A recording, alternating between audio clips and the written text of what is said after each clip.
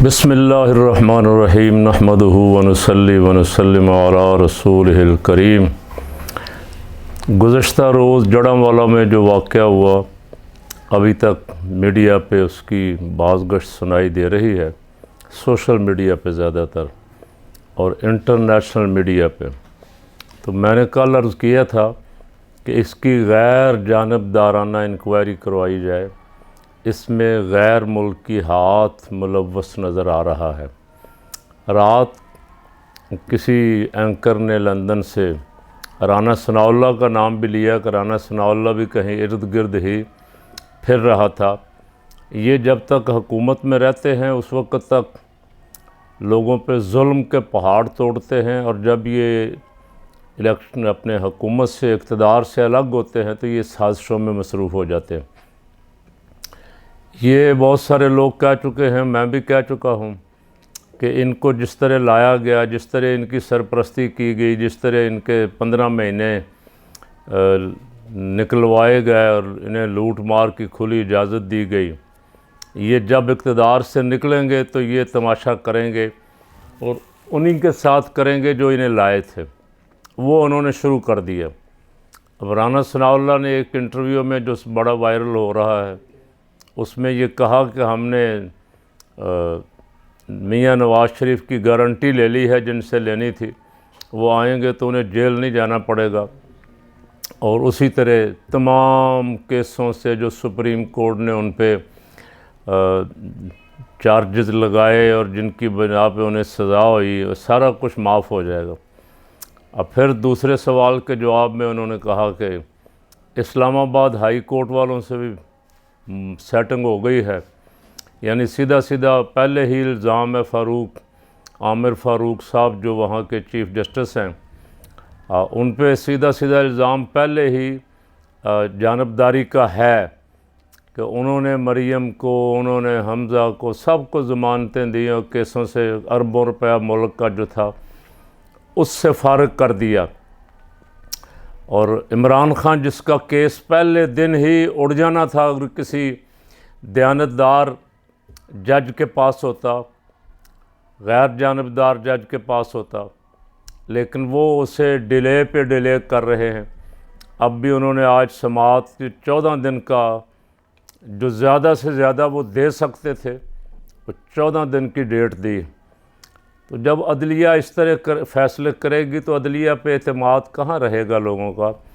अदालतों को, आला अदालतों को, ऊपर जो इनके बैठे हुए हैं उनको सोचना चाहिए कि इनका कोई हाथ रोकने वाला है या नहीं है। इनको जो अपने ये फ़ैसले करते हैं कहीं ये भी जवाबदेह हैं या नहीं हैं। अगर नहीं को पूछगिछ होगी तो फिर हुमायूं दिलावर जैसे जज जो चाहेंगे करेंगे, जो उनकी मर्ज़ी आएगी करेंगे। अब कल सुप्रीम कोर्ट से एक फ़ैसले की तवक्को लगाए बैठे हैं लोग कि एक बड़ा फ़ैसला आएगा नैब कवानीन के ख़िलाफ़, जिसकी 34-35 समाअतें हो चुकी। एक फ़ैसला पिछले जुमा आया, उसमें जो नए नए कवानीन बनाए थे, एक कानून ख़ास करके उड़ा दिया गया 5-5 साल नाअहली ख़त्म करने के बाद। और फिर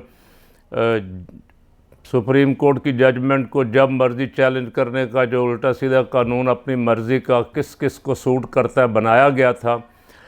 जिस तरह सुप्रीम कोर्ट ने वो कानून उड़ाया है, अवाम तवक्को कर रही है कि ये नैब कवानीन जिनकी वजह से कोई 350 अफराद जिन्होंने लूट मार की है बग़ैर किसी फ़र्द जुर्म के, बग़ैर किसी तफ्तीश और इंक्वायरी के, वो बरी कर दिए गए। सुप्रीम कोर्ट ने पहले जो फ़ैसले किए हैं बहुत ढीले।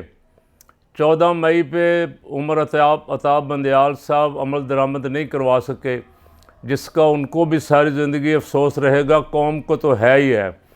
अगर वो अपने उस फ़ैसले पे अमल दरामद करवाते और उसके रास्ते में रुकावट बनने वालों को, अदालत का फ़ैसला ना मानने वालों को तौहीन अदालत के कटहरे में लाते, तो अब तक पूरे मामलात जो थे वो दुरुस्त हो चुके होते।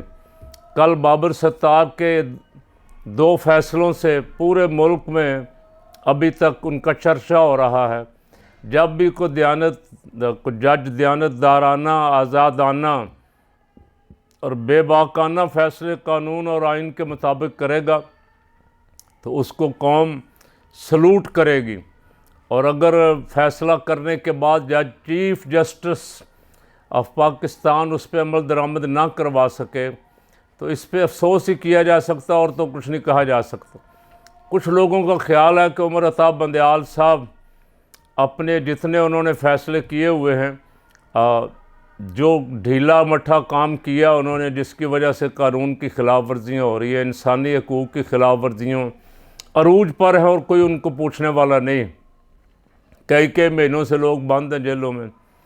इस तरह के फ़ैसले तो सुप्रीम कोर्ट उड़ा देती थी। 10,000 आदमी जेलों में हैं और वो 10,000 का 10,000 9 मई के वाक़यात में तो शरीक नहीं ना हो सकता, सवाल ही पैदा नहीं होता। यहाँ जो फुटेज आई हैं, यहाँ ज़्यादा से ज़्यादा 60-70 आदमी थे कोर कमांडर के घर के बाहर। उस पर भी तहकीकात होनी बाकी हैं कि वो कौन थे।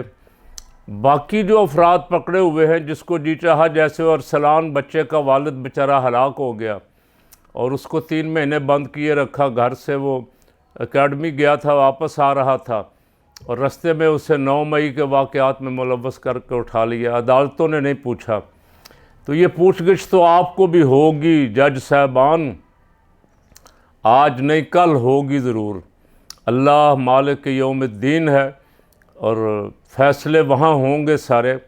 अगर कभी कभी आखिरत का ख़्याल आ जाए किसी को, खौफ खुदा दिल में पैदा हो जाए, तो सोचें कि हमें फ़ैसले उस आइन के मुताबिक देना चाहिए जिसका हमने हलफ उठाया हुआ है। जिस आइन में ये तय है कि कुरान और सुन्नत के ताबे होगा आइन, उसके मुताबिक अगर हम फ़ैसले कुरान और सुन्नत की ख़िलाफ़ वर्जी, अल्लाह रसूल के अहकामात की नाफरमानी के देंगे तो कल जवाब तो देना पड़ेगा। यहाँ तो नहीं, लेकिन वहाँ तो देना ही पड़ेगा। यहाँ भी मैं इस वक्त इसे लंबा नहीं करना चाहता, वरना यहाँ भी बड़े बड़े खौफनाक वाक़यात हैं जिन्होंने यहाँ भी खौफ खुदा की बजाय जुल्म रवा रखा है। उनके साथ क्या क्या हुआ है, तारीख़ सारी भरी पड़ी है। और कुरान पाक ने बार बार इरशाद फरमाया, फ़ातबिरू या उलिल अबसार, इबरत हासिल करो। अल्लाह ने तुम्हें देखने वाली आँखें दी हैं, समझने वाला दिल दिया है। इन वाक़यात से अवाम उम्मीद कर रही कि कल को बड़ा फ़ैसला आएगा और जिनके मुकदमात, जिन्होंने मुल्क लूटा है, माफ़ कर दिए गए बिला वजह, सिर्फ़ इसलिए कि वो हुकूमत में थे। इंशाअल्लाह अगर कल फ़ैसला जुर्रतमंदाना आता है सुप्रीम कोर्ट का तो उनको दोबारा कटहरे में आना पड़ेगा। खुदा करे जिसने मेरे मुल्क को लूटा है अब वो कटहरे में आए और कौम उन्हें निशान इबरत बनते हुए देखे।